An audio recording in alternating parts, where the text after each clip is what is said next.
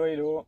Cette petite vidéo pour parler d'un sujet qui est celui des incivilités auxquelles sont confrontés tous les gens qui pratiquent les aires de camping-car. Moi, les 4 derniers jours, on va dire, je me suis arrêté tous les soirs dans des aires de camping-car. C'est pas mes habitudes, hein. Mais là, j'ai dit, tiens, je vais faire le test. Donc, je me suis arrêté tous les soirs dans une aire de camping-car. Et pas à chaque fois, mais on va dire, allez, une fois sur 1,5, j'ai constaté des choses pas normales, quoi. Des gens qui ont des comportements d'égoïstes, qui se comportent vraiment comme des égoïstes.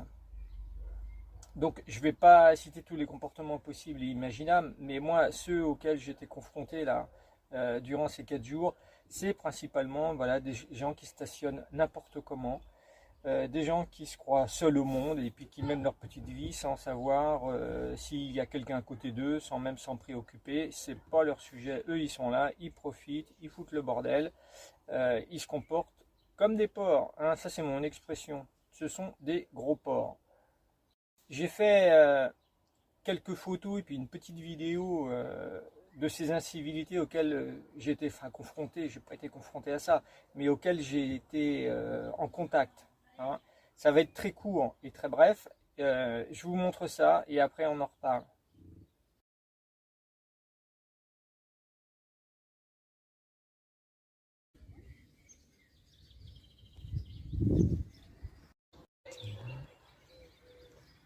Donc ces incivilités, comme vous avez pu le voir, hein, c'est principalement là dans la vidéo des problèmes de stationnement, des gens qui font n'importe quoi, qui se croient une fois de plus tout seuls au monde. Mais ils ne le sont pas. Hein. Ils sont sur des aires de camping-car. Donc quand on est sur une aire de camping-car, eh ben, on doit respecter le voisin. Et s'il n'y a pas de voisin, on doit quand même respecter parce qu'il se peut qu'un quart d'heure, 1 heure, 3 heures, 4 heures, 5 heures, 10 heures après, il y a un voisin. Donc on ne fait pas n'importe quoi. Si effectivement on veut se comporter comme le roi du monde et être seul au monde, à ce moment, il ne faut pas aller sur une aire de camping-car. Il faut faire comme moi, il faut aller ailleurs. Voilà, chacun se débrouille, chacun a sa technique, mais il y a 1000 moyens de trouver des endroits où on est pratiquement seul au monde, dans des endroits où on n'est pas en contact avec d'autres camping-caristes. Je n'ai rien contre les aires de camping-car, hein, parce qu'il m'arrive de m'y arrêter quelques fois, même assez souvent, hein, il n'y a pas de honte, j'y vais assez souvent. Il y a des aires de camping-car qui sont vraiment tip-top, qui sont dans des endroits idylliques, qui sont bien placés, qui sont propres, qui sont... À côté de ça, il y a les aires de camping-car qui sont, comment on pourrait dire ça, des trous à rats, je ne sais pas si c'est la bonne expression, mais enfin, franchement, qui donnent pas envie, quoi. Placés n'importe où, à côté d'une voie de chemin de fer, d'une station d'épuration, j'en passe et des meilleurs. Donc, quand je suis sur une aire de camping-car et que je suis confronté à ce genre de situation, les incivilités, je ne reste pas sans rien faire. Enfin, plutôt sans rien dire, parce que je ne fais rien, mais je dis. Je ne peux pas rester là passif à regarder les gens se comporter, une fois de plus, comme des gros porcs. Donc je vais vers eux, avec toute la courtoisie qui s'impose, bien sûr, en employant la plus grande douceur qui soit, parce que toute forme d'agressivité dans ce genre de circonstances peut être mal interprétée. Donc j'y vais très poliment, avec plein de douceur, et je fais part de mes remarques, de ce qui ne va pas à mes yeux. Dans, allez, 90% des cas, tout se passe bien, les gens comprennent, les gens disent « Ah, on ne savait pas, ah, on n'a pas vu, ah, on n'a pas pensé, ah oui, on a mal fermé la vanne des eaux grises, ah, ben on vient de faire la vidange, oui, on a oublié de la fermer. » Enfin, des réponses de menteurs incroyables, quoi. Les gens sont très imaginatifs. Donc comme je le disais, globalement, ça se passe bien parce que ces gens-là savent pertinemment qu'ils ont un comportement qui n'est pas correct. Donc la plupart du temps, ils abdiquent, ils ont tendance à rectifier le tir, à faire en sorte de se comporter voilà, normalement, de fermer leur vanne d'eau s'ils n'ont pas fermé leur vanne d'eau, qu'il y a les eaux grises qui s'écoulent, se garer correctement s'ils prennent 3 places au lieu d'en prendre une, j'en passe, et des meilleurs. Parfois, effectivement, quelquefois, ça peut être un petit peu plus chaud, mais moi, j'ai jamais vraiment eu de problème, hein. Certains me disent, bah ouais, mais enfin, tu prends des risques, tu vas te prendre un coup. Non, je me suis jamais pris de pain dans la gueule. Enfin, pas pour ce genre de choses. Quand on y va avec courtoisie, avec politesse, avec douceur, une fois de plus, je vous dis, ça se passe relativement bien. Moi, ce qui m'attriste, bah, c'est que les gens se comportent comme ça, qu'il y ait des comportements de gros porcs, hein. C'est vraiment la définition qui traduit le mieux la situation. Quand on vidange ses eaux n'importe où, quand on vide ses chiottes, enfin les fameuses cassettes magiques là, plein de produits chimiques n'importe où, quand on se gare comme un gros porc, quand on parle voilà, bruyamment, quand on fait du bruit, qu'on met de la musique, qu'on écoute la télé, enfin c'est surtout la télé, hein, parce que généralement quand vous êtes sur les aires de camping-car, ça me fait toujours rigoler, hein. Enfin, j'espère que ça vous fera rire aussi.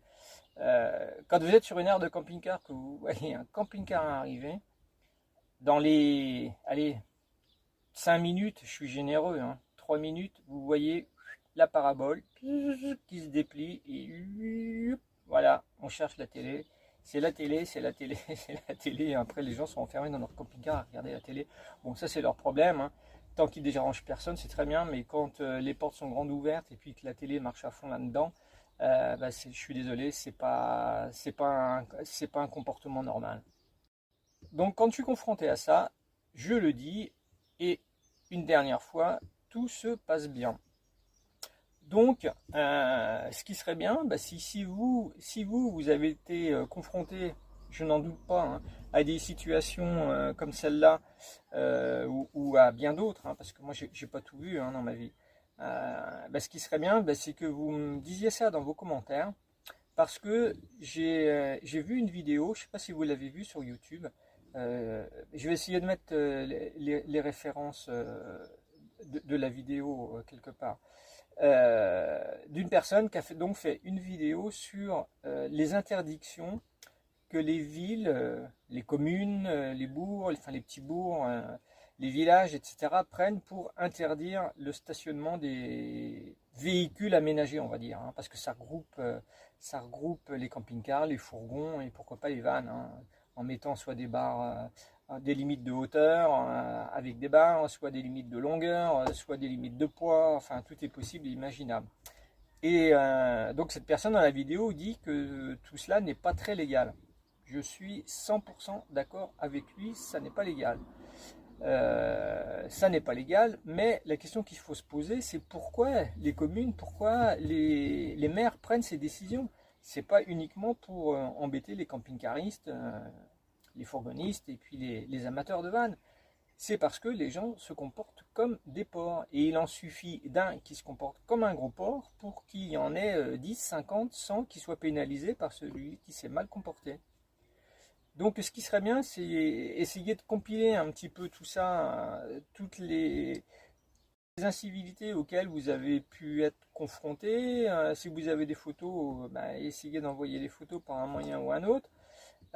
Moi, j'essaierai de prendre contact avec cette personne qui a donc fait cette vidéo pour voir s'il est intéressé, pour qu'on essaye de compiler tout ça, parce que pour moi, les communes sont pas forcément irresponsables. Pour moi, les communes n'ont pas forcément de tort de prendre ces décrets. Quand on est confronté à des comportements comme ça, on a envie, on a envie que les habitants de la commune vivent tranquillement et ne soient pas envahis par des gens qui ont des comportements, comment on peut dire ça, des comportements inadéquats. Voilà, hein. Donc ça regroupe, en fait, inadéquat, ça veut dire quoi? C'est des comportements de gros porcs. Donc n'hésitez pas à me faire part de vos commentaires. Je reviendrai vers vous. Je vais compiler tout ça d'une manière ou d'une autre, je ne sais pas trop comment. Et puis ben, on verra si on a un moyen de faire avancer les choses, pourquoi pas. Et puis on se retrouve dans une prochaine vidéo, hein. Ce sera plus un sujet comme ça, mais j'avais pas prévu de la faire, hein. Je l'ai faite tout simplement parce que j'ai fait ce petit périple d'air de camping-car, et puis quand j'ai vu ce que j'ai vu, j'ai dit purée, c'est pas possible quoi, qu'il y ait autant de comportements, voilà, comme ça. Franchement, c'est pas la gloire des camping-caristes, ni même des fourgonnistes, et même des gens qui voyagent en van. Donc on se retrouve dans une prochaine vidéo pour la suite des aventures, bien sûr.